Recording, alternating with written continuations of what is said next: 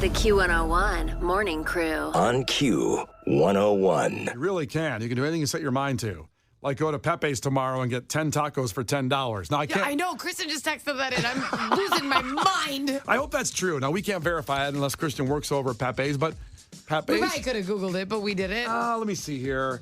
I got to get to a Pepe's because, Pepe's tacos are It's very good tacos. It's our favorite thing. I want them to perform really bad at Twisted Christmas. So what are they going to do? Walk out and just do that for 5 seconds and then leave? Do you think they have other They may songs? have other hits. We don't know. Maybe They just do all the best jingles. Grace, maybe go on Spotify and see if the Pepe's Jingle Singers have an album out or something. I like the idea that song is considered a hit, and kids is like, well, maybe they have other hits. May. It's a great jingle. Who knows what jingles they'll whip out of their belt? It's got to be They the can best do jingle. covers. Yeah. I'm loving it. Yeah, do you think they do? Do you think a jingle band does covers of other jingles? Honestly, Kinsey, that's a brilliant idea. Wow. I love, oh my God. I used to love the Canine Advantix jingle. Which one's that? When it was a puppy. And he was like, thanks again for sending me Canine Advantix. Like, they're not biting. I'm not itching. I can't wait to show you all my new tricks. Thanks again for sending me Canine Advantix. Oh, my God. Do you remember that puppy that was camping? I do now that you sang it. That was my favorite jingle ever. When I got drunk, I used to sing it. Let's get her drunk. I was at the club, You're pregnant. We can't get you drunk. Thanks again for sending me Canine Advantix. Hello, Father. Yes. Please take some mosquitoes. Really bother. Thanks for the package.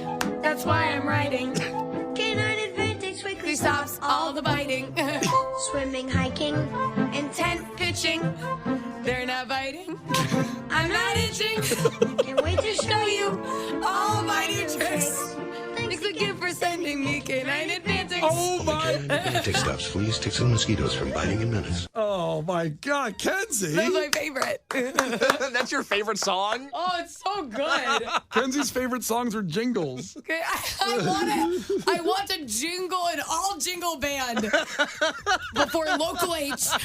Is there another? Twisted Christmas, Is damn there it. another jingle you can sing? I used to be good at the Oscar Mayer one, but you know what was really bad? I used to be good at it. What Yes. That happened? was a long time ago. There's a behind the music on Kenzie doing the Oscar Mayer Wiener And I song. went through a dark phase. No, the problem was though the Oscar. You know how it goes? How it's like, my baloney has a first name. Yeah. It's O-S-C-A-R. Well, let me My see- baloney yeah. has a second name. It's M-E-Y-E-R. Right? Yeah.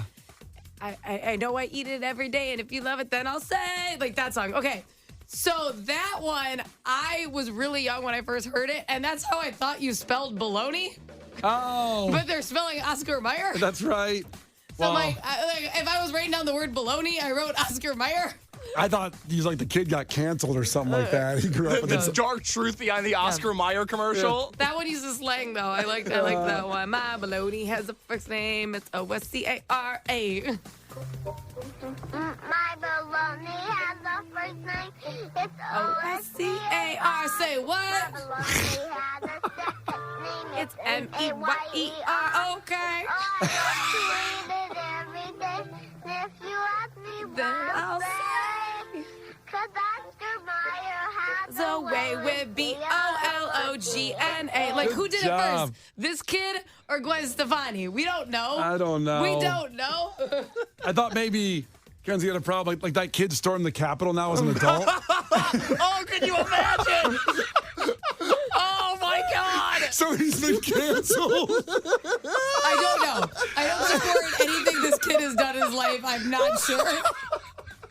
Double features, Mike. If we can get the Oscar Mayer kid inside the Capitol on January 6th, that'd be a wonderful Photoshop. Please and thank you. I just personally, I want this kid to sue Gwen Stefani because she was like, this ish is bananas. B-A-N-A. He's probably like, she's just biting my flow. Oh my God. Well, we'll wait for that Photoshop I to just come really through. like jingles. The Q101 Morning Crew. On Q101. Well, before we move on to the Des Plaines neighborhood drama that's going on, and you may live in Des Plaines and know what's happening, but it affects everybody in the area. We're going to do a follow-up here on the My Baloney kid, since the Oscar Mayer original fisherman My Baloney kid, whose name was Andy Labros. Now, I thought maybe we haven't heard from him because he got canceled somehow. We're going to get in trouble, like he stormed the Capitol and he's as an adult now. And it's really a disappointing ending, but it's not. Well, it's disappointing for the three of us and everybody listening. It's not disappointing for him. He's having a great life, right? I know. You wanted him to have a horrible life. I wanted him to storm the Capitol, but instead, he's a graphic designer and web designer in Southern California now. He's not an actor, a child actor anymore, obviously, because he's probably like 60 years old. So, yeah, well, there you go. He's living a nice life, it sounds like. Oh, thank God I can put that to bed now. Woo! I wish he stormed the Capitol. I do too. Well, hey, who says he didn't? That sounds bad. You wanted it for dramatic effect, not because you were like, I support the cause. I wanted it for the show.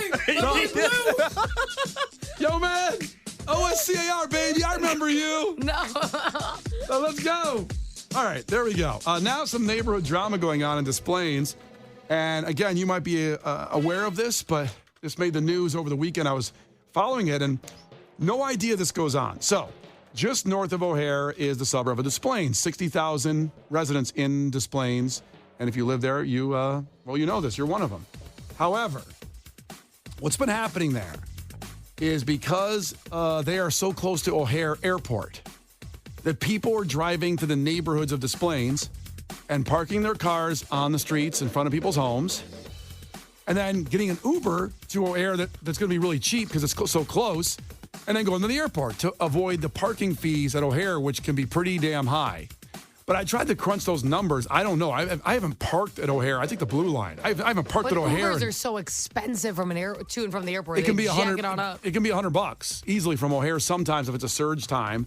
But I've always taken the train to O'Hare. I've never parked there, so I don't know. The parking fees expensive. You ever driven there? Yes. Parked? So we park there a lot because Really? it's kind of, I always feel guilty asking people to drive me to the airport. Oh, that's a big ask.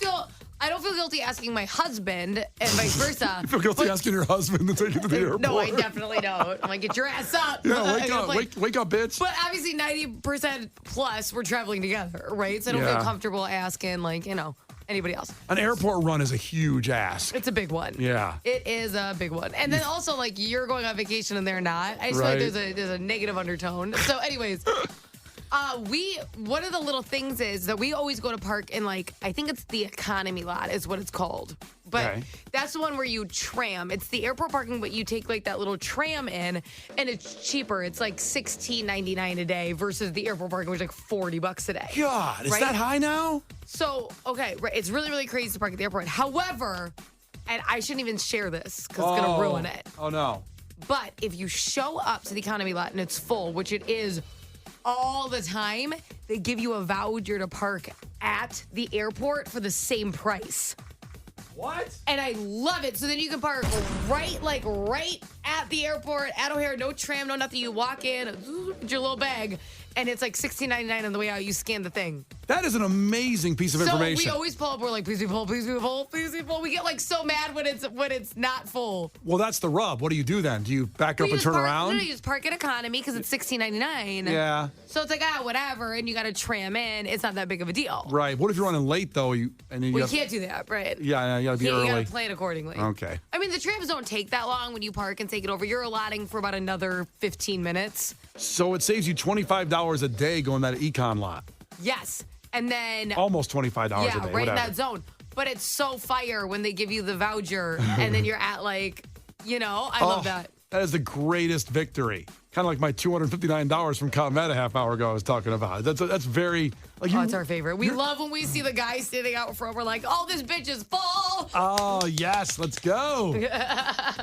That's a great piece of information. Yeah, there you go. Because people in Des Plaines now are pissed off. And if you are one of these people that lives on these streets, because I remember as a kid, when somebody parked your car in front of your house that you didn't know who they were, my dad was all of a sudden going on investigation mode and wouldn't let us out of the house because who's a strange car? There's a Corolla with a dented door up in front of our house all of a sudden. What the hell's going on there? My dad would start patrolling, asking neighbors, hey, you know who's parking in front of our house here? Do you feel that way like an Elgin? If someone just parked a car in front of your house, do you get weird about it? Not really. The only time I get a little weird, I don't care that much. The only time I get a little bit weird is when the person sits in the car for a long time. I'm just like, where you go? Because if you walk out and you go to a neighbor's house, I don't care, whatever. Yeah. But when you're just sitting, I'm like, what do you just He's waiting for us to leave. He's gonna rob us. Yeah. I don't know. It's just that's when I don't like it, is when someone's just sitting out front and doesn't pick a house. But They talked to some of the neighbors here. They said they come here, park, then call their Uber to the airport.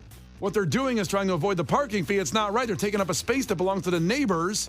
They just don't want to pay the parking fee. And a lot of people are getting involved. And they Mark Walston, the 6th Ward alderperson for Des Plaines, says he's... I mean, is that illegal? It's not illegal, but it's causing a nuisance, and they're trying to figure it out. It's kind of like, what do we do with this deal? They're parking all their cars in our neighborhood, taking up the spots.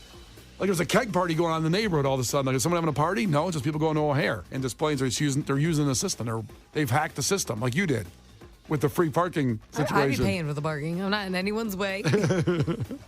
I don't know. I feel like that's... I feel like Des Plaines, though, it's not like Chicago where it's like all street parking.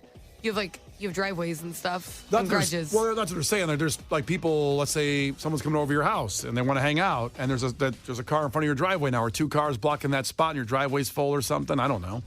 Nobody's parking in someone's driveway. That would be illegal, right? I mean, it's just weird. I don't want anybody parking in front of my house if I don't know who they are. Could you imagine you pull into a stranger's driveway and just leave? It'd be You amazing. just leave it? That's a great prank. That's an amazing prank. Just jokes would be on you when you can't find your car. Well, that's what I'm saying. I don't own a house, but someday I'll own a house in St. Charles, I think. Something like that. Oh, I hope we could carpool. Okay. Beep, beep. I guess I'm driving. Yeah, well, I mean, we're going to get here a lot later than you like to. I promise you. Yeah. I know. I just would be, I don't like people. Someday when I own that house, I will not let people park in front of my house. I'll have cones out there. I'll have like those orange cones. Oh, this is under construction here. You can't park here. I'm sure the people of Des Plaines feel that way. If you're one of those people, check in at 312-591-8300. Also, if you're not one of those people, what's the neighborhood drama going on in your hood right now? 312-591-8300, because this is certainly taking up a lot of people in Des Plaines, taking up their brains. So check in with your neighborhood drama that's going on right now. The Q101 Morning Crew. On Q101. The Q101 Morning Crew. On Q101. So we're talking about neighborhood drama going on in your hood. And 312-591-8300, check in. Now, we got a lot of people texting in. Joe checked in. My neighborhood drama included me. A neighbor was playing with his dog at 1:30 in the morning Thursday night, and his dog was barking. He yelled at him, and then I opened my door up and yelled back, and hopefully that fixed the problem of a dog barking. There's a rule, I think it's Aurora, where if your dog barks for more than 15 minutes, you can call the police and they'll find the person for the dog barking. What do they arrest the dog?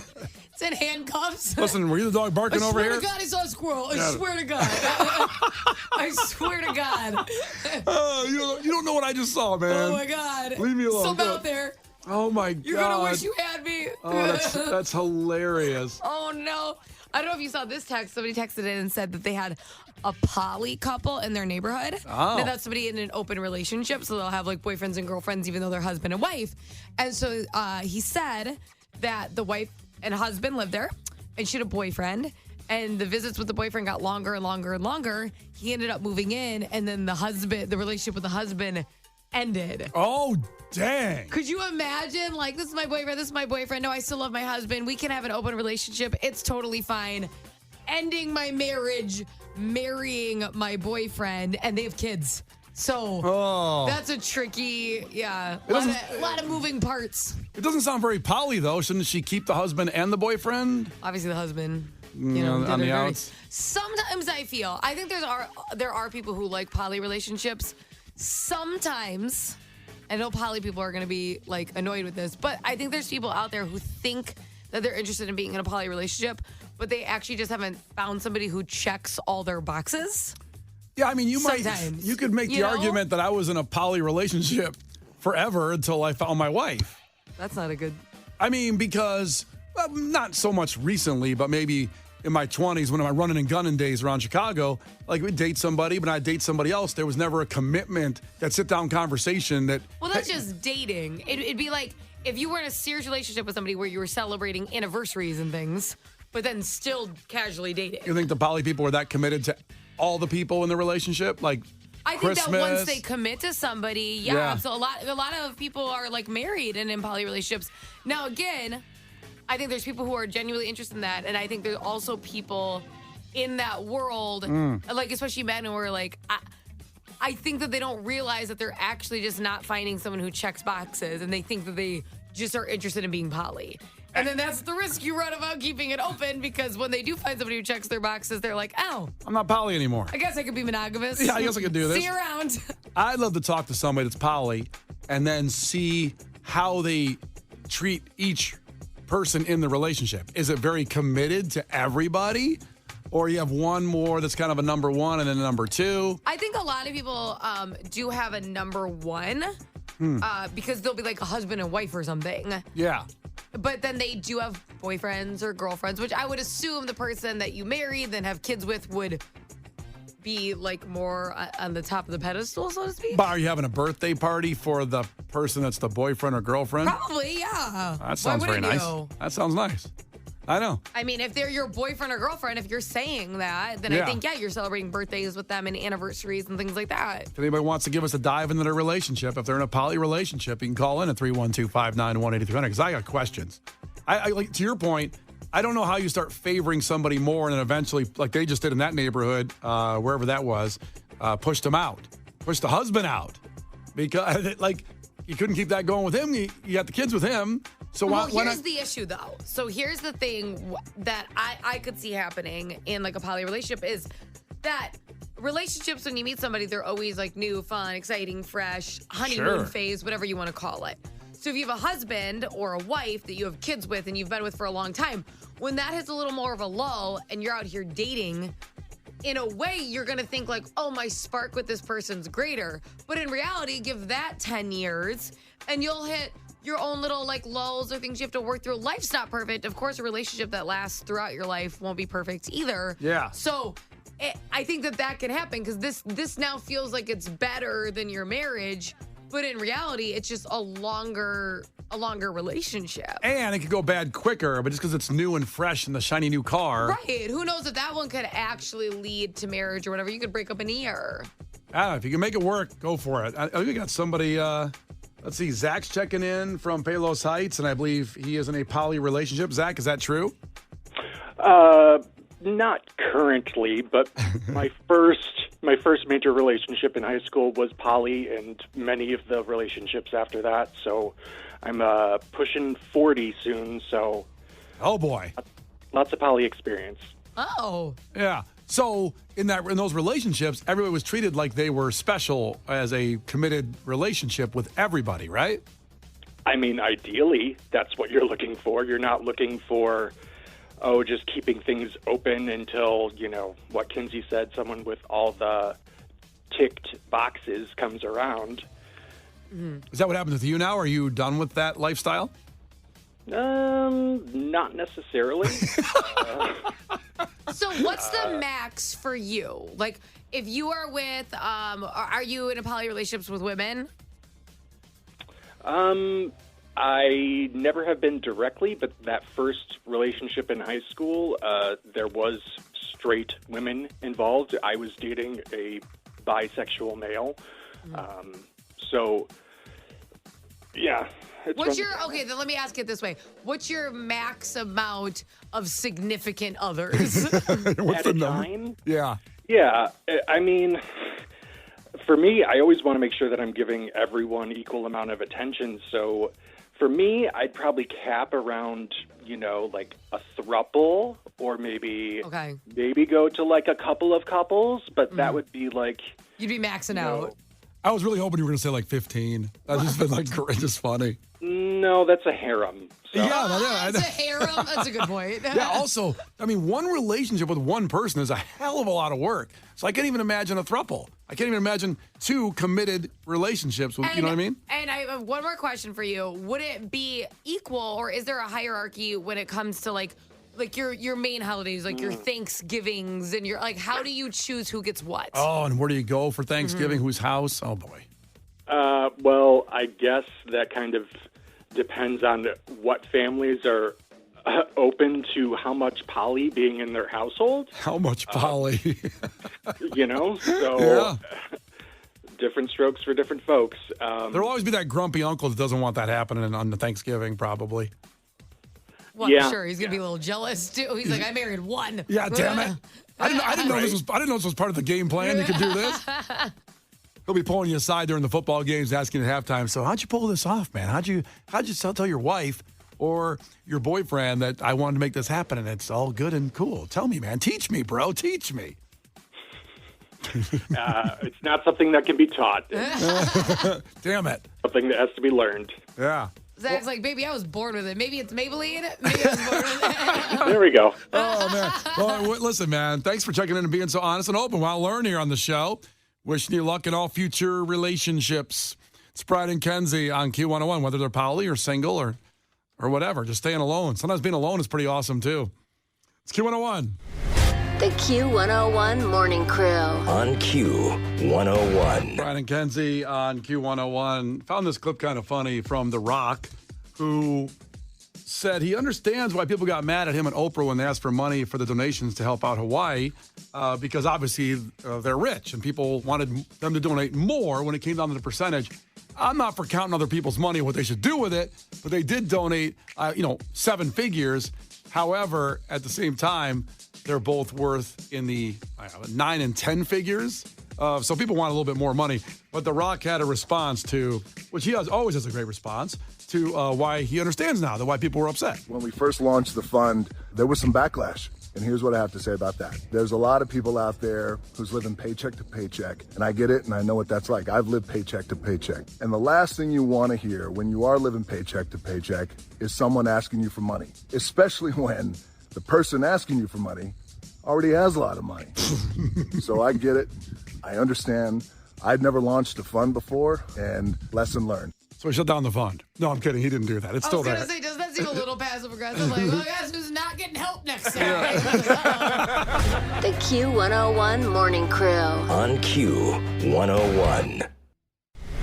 The Q101 Morning Crew. On Q101. Brian and Kenzie on Q101. Ever screwed up a home project or one you've done recently and became a nightmare because over the weekend, words on the street is something happened at the Kenzie house there and up in Elgin over the weekend. This video is unbelievable. She's posting at the Q101's Facebook page right now about the baby on the way. Yes. So a lot more projects in the house once you have a baby on the way. You got to build stuff.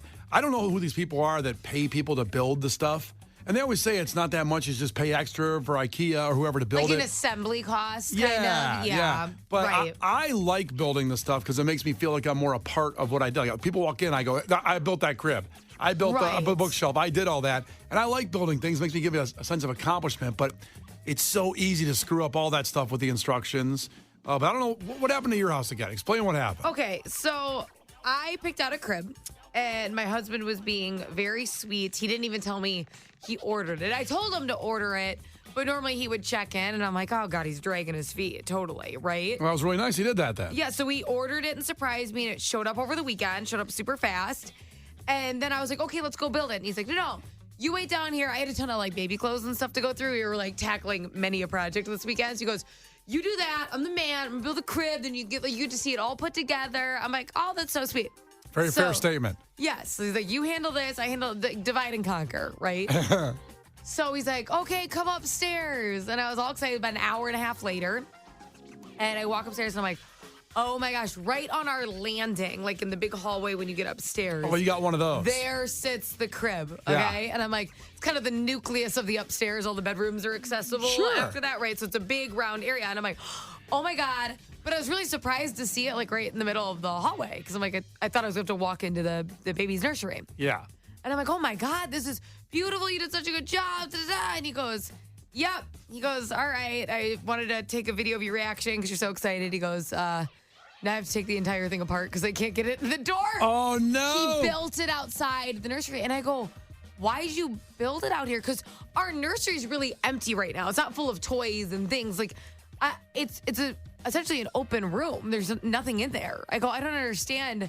It's not like you didn't have space. And he goes, we just cleaned the carpets for the baby. I thought it would be a good idea. I can't get it. So then I go, wait, all right, I'm up here now. So it wouldn't fit through the door of the room that's the baby room once it was built outside on the landing. And there's no other way, obviously. We can't.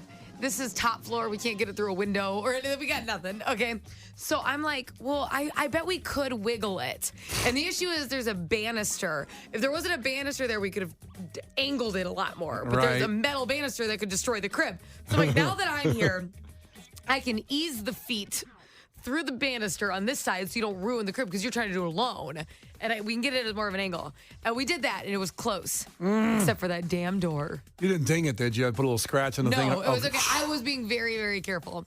There was a little bit of white, dust, but, But little paint dust. There was enough, I guess, paint on there that it wasn't like a clean strip. It was fine. I'm like, whoopsie. White can out, destroy the whole crib. White out will fix that. Just white out. All right. So then I'm like, oh my God, we can do this. Let's take the door off. He's like, okay. So we unscrew the hinge part on the door frame. Sure. Yeah. I'm like, let's not do the entire door. I feel like that's harder to keep still, right? Yeah. So we take the door off and then we get it in. So it went in. That's good. Oh, Way better. It took us like 15 minutes, taking the door after we took the door off, to wiggle this thing in. Yeah, you can't tight, rebuild the crib. Tight. Yeah. And I'm like, okay, but this is still less time than completely taking it apart and then completely putting it back together. Totally. Because mind you, now all the bags of the A screw and the B screw, those are all mixed up. Now you're gonna mess. This baby's not gonna make it. It's gonna be faulty. It's gonna be very faulty. So we then go to put the door back on, and now it's just a very short pregnant lady trying to hold up. We have solid wood doors. They're heavy. Oh, the real doors. Hell. Heavy as I wish we had hollow doors. I'm like, damn, I did not know. Most new homes have the hollow doors for bedrooms now. And I can't reach where the screws are, so he's got to do the screws. He's like, lift the door up. I'm like, I am. It's 2 times my height. I don't know what. This is it. This is all I have. And so he goes. He's trying to get the screw, and then he's like, are you okay? Are you okay? And I finally snapped. I go, for the love of God, put the screw in. I'm okay. Stop checking in. Jesus, get it done fast. God. And then somebody brought up such a good point to us, and I think this is a mistake made by many before people get judgmental. You can remove the pin on a door, which I didn't know. Oh, yeah. You can pull the pin out with the pliers. But that confused me because I'm like, but there's screws on both sides. What type of magic trick is this? I don't know what you're talking about. What do you mean? But I have had a million times I've moved, and the movers always they unscrew the hinges every time. I feel like people don't realize that because when you look at it, it's screwed on and it's screwed on. I didn't know, and my husband and I, seriously, we never heard this, so we're looking at the pin, and I'm like, this is witchcraft. What do you mean? Yeah, what do you mean take the pin out? You could yank it with pliers out, right? But it's all separate on a pin, on a door. So it's these 3 screws are connected to and the pin holds it together. I had no idea. I thought it was just the springy part so the door could close. Doors are very complicated. I'm like, holy crap. So I was like, listen, we went the medium route. The hardest would have been unbuilding the crib and rebuilding the crib. You can't do that. You got to that would have been hardest. You have to start over. You have to pay someone. You pay someone. There's no way that's you have the so patience to do that. After an hour and a half of building to deconstruct and reconstruct. Okay. Right. Second level, taking door off hinges. Third level would have been taking pin out. So we went right in the middle, and I think that's okay. But I have the funniest video. He's so upset. I'm posting it on Q right now because it was such a journey. We appreciate this crib so much. Our baby's gonna have to sleep in this crib until he's 16. We can't get it back out. You have to watch the video because I felt your husband's pain of all the stuff I built for Harper, and you get going and you get some little jam up. I didn't have that problem, but also I almost built it outside the room because her room is small, and I'm 6'4"1/4 there. I wanted to build it outside and carry it in, but thank God I didn't because it would not have fit through the door either. I know. So I feel his pain being a tall guy as well. So he did the right thing, and thank God the crib's in there for the baby. God. I mean, I had there was a lot of attitude towards me, which I had no, because I could tell this didn't fit to the door. He goes, why didn't you say anything? And I go, holy crap, you wanted to surprise me. Yeah. That's why I didn't say it. Big surprise. How was I supposed to know downstairs the decisions you were making for my surprise? We're taking apart the house. Big surprise. But because when you're that mad, you want it to be somebody else's fault so bad. Oh, my God. A lot of people checking in on this, but please check in at 312-591-8300. That home project, something that went wrong in the house when you were doing it like this to, justify how well you did it and recovered from it. Oh, God. Can you beat this story? Can you beat it? And something you did in your house that just went haywire. 312-591-8300. Check in with your home project disasters. Here with Brian and Kenzie. The Q101 Morning Crew. On Q101.